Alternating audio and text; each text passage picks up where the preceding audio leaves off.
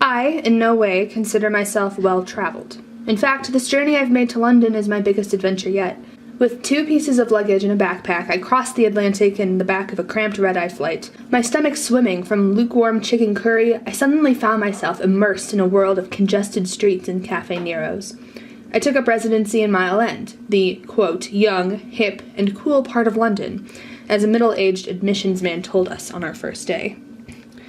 While not the striking image you see on Pinterest boards or college women's Instagram posts, for I swear, not a red phone booth in sight, I felt I had the ability to see a part of London unbeknownst to most Americans. I'd been told, quote, East London had long been a center of immigration, end quote, and found that evident from the faces, the shops along the road, and the students. To be able to experience London in this way was an annoyance for most. They wanted those red phone booths. But I found it a unique opportunity, something that would only aid in my quest for global competency. Besides, the city seemed well connected with its buses, tubes, and trains, and I had more than enough time to hop around. A journey westward occurred mid-last month. A group of strangers from my home country came together and embarked on the walking tour. We were blessed by a beautiful sunny day, a rare find in the city, as we were constantly told, and arrived at our first destination with high spirits. I do not believe I have felt more content than I did that day in St. James Park. Perhaps it was the amount of sleep from the night before, or the way the sun illuminated the colors around us. Even though I did not feel sheltered by a forest of tall trees, the openness within the park made me feel relaxed. I had the sudden urge to lie upon the grass and read the day away, but figured my companions would not like to partake in such activity. St. James's grandeur, I think, allows people to pretend, even for a second, that they are part of the monarchy, or that they are out of the city and immersed in nature. However, there were not many pedestrians milling about as I so desired to do. People darted around the park with a hurried step, coffee cup and briefcase in hand, or on a phone call. Their eyes all remained forward, set on the other side, as if their feet could not carry them across the path fast enough. I was shocked to find only 2 people stop on the Blue Bridge for a photo with the looming eye. To my shock, St. James's Park seemed to serve as a travel shortcut, rather than a sanctuary for leisure and beauty appreciation. I read an IFPRA study that claims the modern purpose for the urban park is primarily biodiversity, property prices, physical activity to reduce obesity, and local cooling. Reduction of mental health due to being outdoors was not high on the list. Leisure did not even make it. It pained me almost to find so many who would dart through such a beautiful space, but for locals, I suppose the novelty has worn off. It baffles me farmlands and a leper hospital once inhabited the manicured lawns, for I could find no remains of this history. Even the thought of seeing a wild deer, animals that once inhabited the space for the monarch's hunting activities, seemed strange. In their place now resides pelicans and other birds, brought as gifts to the royals and under strict watch by the bird keeper. With this information in mind, St. James's Park is anything but a reflection of nature. After many reconstructions, its once natural grounds are now a sight of spectacle, but one that, on weekday mornings, was not truly seen. Since we were in the area, our group of semi-strangers took a stroll down the mall towards Buckingham Palace.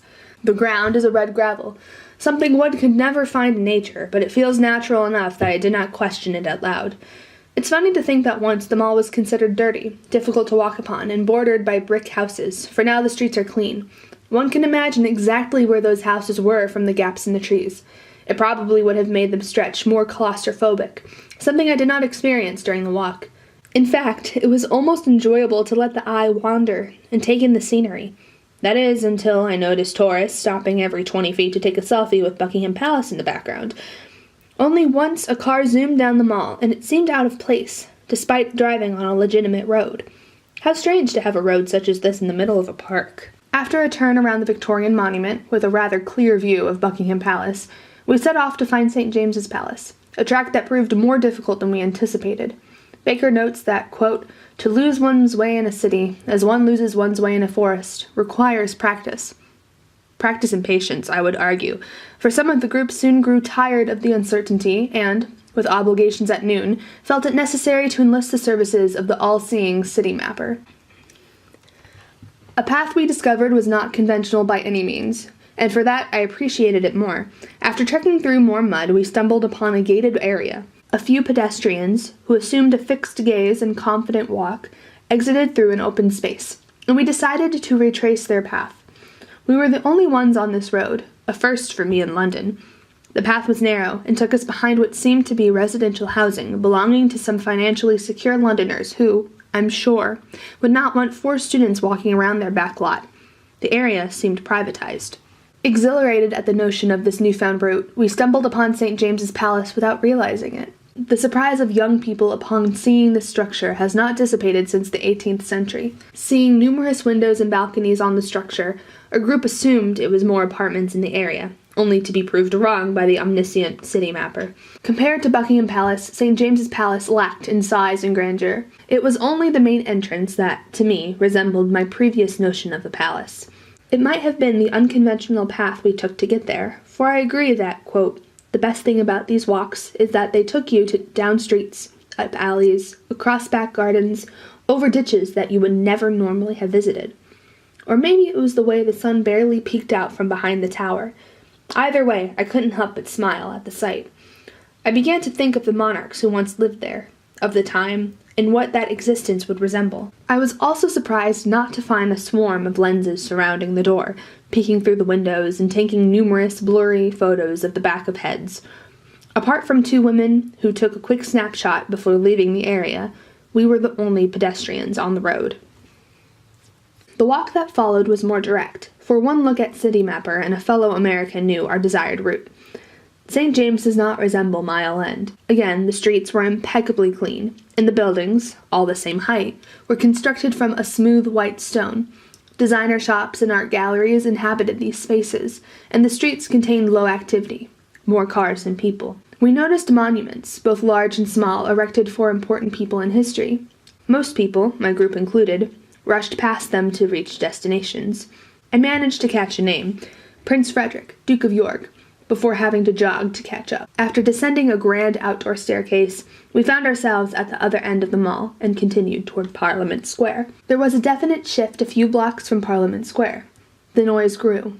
While waiting for the Green Man to grant us entrance to Westminster Bridge, I had the pleasure of listening to a woman tell her disagreeable child why she should have left him at home. It seemed the sun and concentration of London landmarks conjured the tourists from their hovels. I found my pace slowing due to the sluggish speed of the masses.